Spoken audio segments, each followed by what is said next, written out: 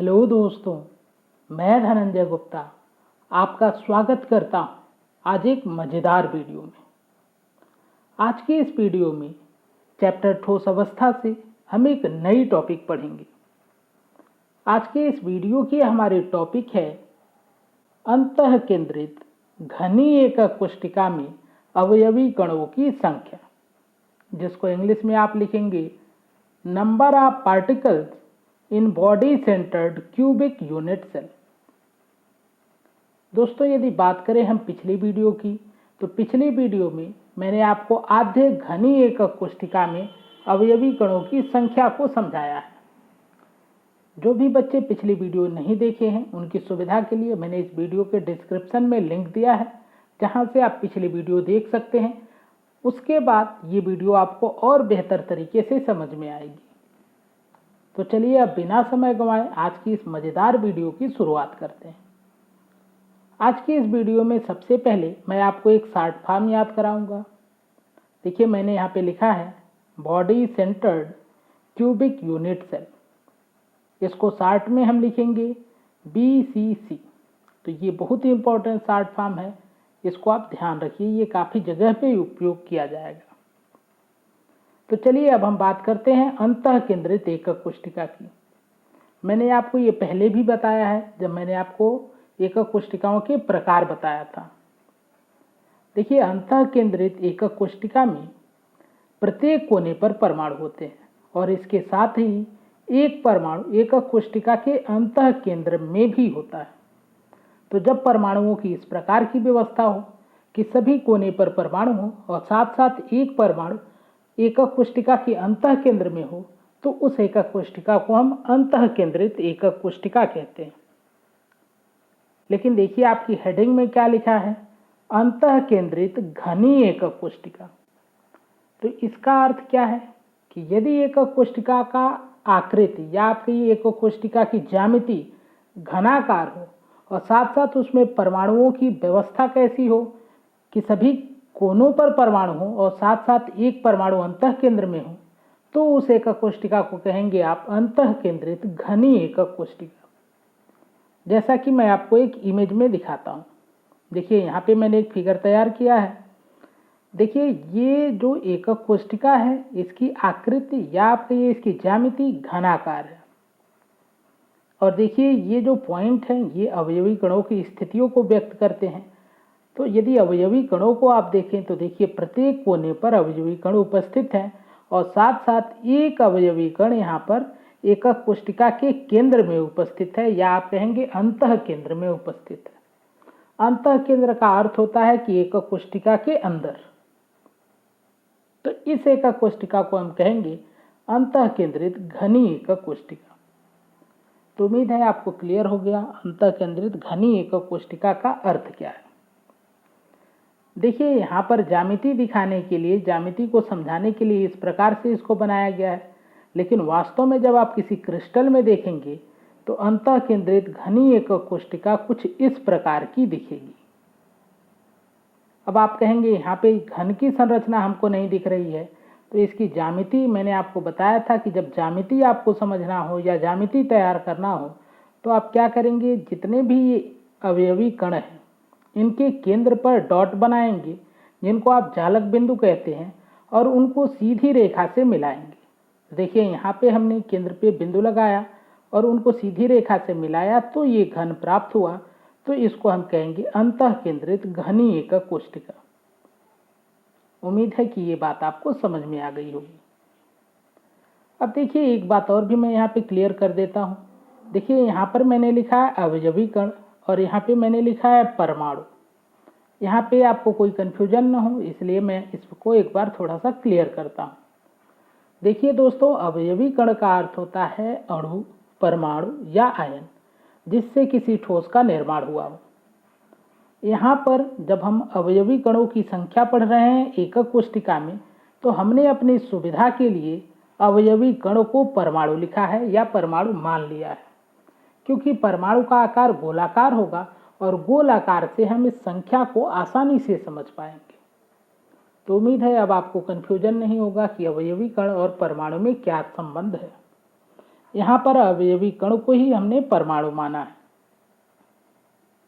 तो चलिए अब हम बात करते हैं कि अंतःकेंद्रित घनीय एकक कोशिका में कितने परमाणु होंगे। देखिए, मैंने आपको पिछली वीडियो में भी बताया था कि घनीय एकक कोशिका हो, चाहे वो अंतःकेंद्रित रहे, चाहे आधे एकक कोशिका रहे, चाहे फलक केंद्रित रहे, बस यदि उसकी ज्यामिति घनीय है तो इसके कोने पर जो परमाणु उपस्थित होंगे वे 8 निकटवर्ती एकक कोशिकाओं में सहभाजित रहते हैं। अतः परमाणु का 1/8वां भाग ही एक विशिष्ट कोशिका से संबंधित रहता है। इसको मैं एक इमेज से आपको समझाता हूँ। देखिए, यहाँ पर एक फिगर तैयार किया गया है आपके लिए। यहाँ पर देखिए एक परमाणु दिखाया गया है।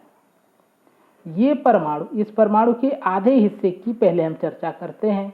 तो देखिए, ऊपर वाले आधे हिस्से को देखिए, यहाँ से ऊपर के आधे हिस्से को, तो ऊपर वाला आधा हिस्सा आपको इन 4 घनों में बटा हुआ दिखेगा। जैसे एक घन में इतना हिस्सा है इस वाले में, बाकी इधर का इतना हिस्सा इस वाले घन में है, और शेष 2 पीछे के भाग हैं जो इन दोनों घनों में है। और ठीक ऐसे ही जो नीचे का आधा भाग है वो नीचे के 4 घनों में बटा हुआ है। तो जब भी घनीय एकक कोशिका हो और कोई परमाणु एकक कोशिका के कोने पर उपस्थित हो तो हमेशा वो 8 एकक कोशिकाओं में सहभाजित होता है। एक बार और क्लियर करते हैं। जैसे मान लीजिए यहाँ पे कार्नर है, इन सभी घनों का यहाँ पे कोना है, तो इस कोने पे यदि परमाणु होगा तो आधा जो नीचे वाला हिस्सा होगा इन 4 घनों में जाएगा, और बाकी ऊपर का जो आधा हिस्सा होगा वो ऊपर जब हम 4 घन बनाएंगे तो उन 4 घनों में चला जाएगा। तो घनीय एकक कोशिका के कोने पर जो परमाणु उपस्थित होता है उसका 1/8 भाग ही एक एकक कोशिका में होता है। शेष जो भाग है वो पास की अन्य एकक कोशिकाओं में सहभाजित होते हैं, यानी बटे हुए होते हैं। उम्मीद है ये बात आपको क्लियर हो गई होगी। अब यदि हम बात करें अंतःकेंद्रित घनीय एकक कोशिका की, तो आप जानते हैं कि अंतःकेंद्रित घनीय एकक कोशिका के कोनों पर 8 परमाणु उपस्थित होते हैं। कैसे, इसको मैं यहाँ पे एक बार और क्लियर कर देता हूँ। देखिए, यहाँ पे आपको एक अंतःकेंद्रित घनीय एकक कोशिका का सामान्य फिगर दिखाया गया है। यहाँ पर देखिए 8 कोने हैं, 1 2 3 4 5 6 7 और 8, और 8 कोनों पर आप देख रहे हैं एक एक अवयवी कण या परमाणु उपस्थित है। तो यही मैंने यहाँ पे लिखा है, अंतःकेंद्रित घनीय एकक कोशिका के कोनों पर उपस्थित परमाणुओं की संख्या होती है 8। और अभी मैंने बताया कि कोने पर उपस्थित परमाणु या आपके ये घनीय एकक कोशिका की अवस्था में कोने पर उपस्थित परमाणु का एकक कोशिका में योगदान होगा 1/8।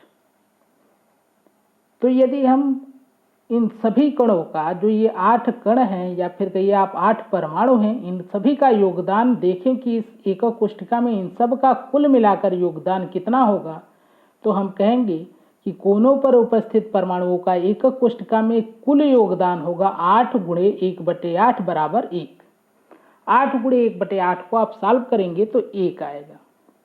यानी कि जो ये 8 परमाणु हैं कोने के, ये देखने में भले ही लग रहा है कि इस एकक कोशिका के हैं, लेकिन केवल इनका 1/8 हिस्सा ही एकक कोशिका में है।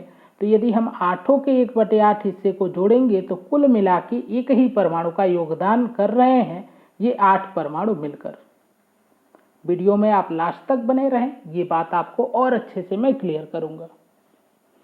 अब बात करते हैं इस बीच वाले कण की या बीच वाले परमाणु की। तो अंतःकेंद्र में उपस्थित परमाणु पूर्ण रूप से एक ही एकक कोशिका में होता है।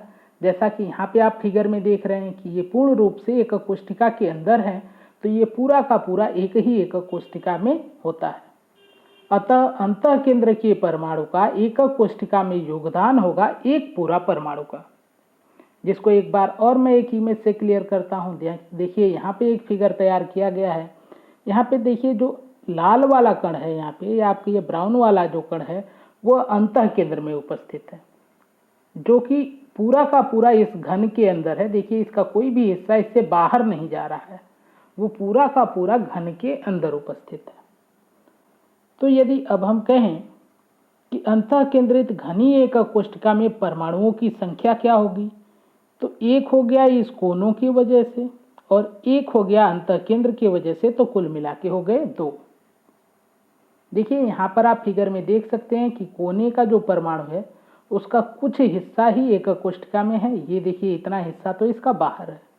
तो ऐसे थोड़ा थोड़ा ये 8 का मिलेगा तो कुल मिला के हो जाएगा 1, और एक जो ये बीच वाला है, तो कुल मिला के अंतः केंद्रित घनी एकक कोष्ठिका में परमाणुओं की संख्या होगी 2।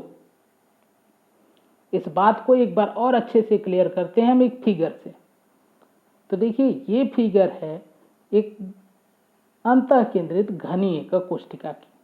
यदि इसकी ज्यामिति को हम तैयार करेंगे तो मैंने अभी बताया कि इन सब के जो परमाणु हैं सबके केंद्र पर आप एक डॉट लगाएंगे और इन डॉट्स को आप सीधी रेखाओं से मिलाएंगे तो ये घन तैयार होगा।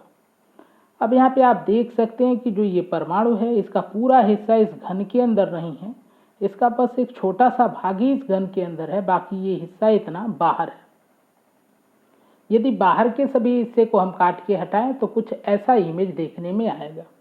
तो देखिए ये छोटे छोटे टुकड़े हैं परमाणुओं के जो कि इस एकक कोष्ठिका के अंदर आ रहे हैं, और जो इसका बचा हुआ भाग था जिसको हमने काट के अलग किया है वो सब एकक कोष्ठिका के बाहर थे। लेकिन ये जो बीच वाला परमाणु है ये देखिए कहीं से नहीं कट रहा है, यानी कि यह पूरा का पूरा एकक कोष्ठिका के अंदर है। अब ये जो 8 टुकड़े आपको दिखाई दे रहे हैं, 1 2 3 4, ये 4 ऊपर के और 4 नीचे के, देखिए यहाँ पे एक पीछे है जो दिखाई नहीं दे रहा है। इन सब 8 टुकड़ों को जब हम आपस में मिलाते हैं तो ये एक गोला, इस प्रकार का एक गोला तैयार होता है, यानी कि एक परमाणु तैयार होता है। तो इस आधार पे हम कहेंगे कि अंतः केंद्रित घनी एकक कोष्ठिका में परमाणुओं की संख्या हो जाएगी 1 + 1 = 2। 1 किसके वजह से, इन टुकड़ों की वजह से, और 1 पूरा इसके वजह से, और कुल मिला के हो जाएंगे परमाणु 2। तो उम्मीद है दोस्तों कि आज की वीडियो आपको पसंद आएगी, वीडियो से आपको लाभ होगा। यदि वीडियो आपको पसंद आती है तो वीडियो को लाइक करें, मेरे चैनल को सब्सक्राइब करें, साथ में बेल आइकन को जरूर प्रेस करें जिससे आगे आने वाली वीडियो का नोटिफिकेशन आपको मिलेगा। वीडियो से संबंधित अपने किसी भी विचार को या फिर अपने किसी कन्फ्यूजन को कमेंट बॉक्स में ज़रूर लिखें, मैं आपके कमेंट की 100% रिप्लाई करूँगा, और यदि आपकी कोई सलाह होगी तो मैं उस पर काम भी करूँगा।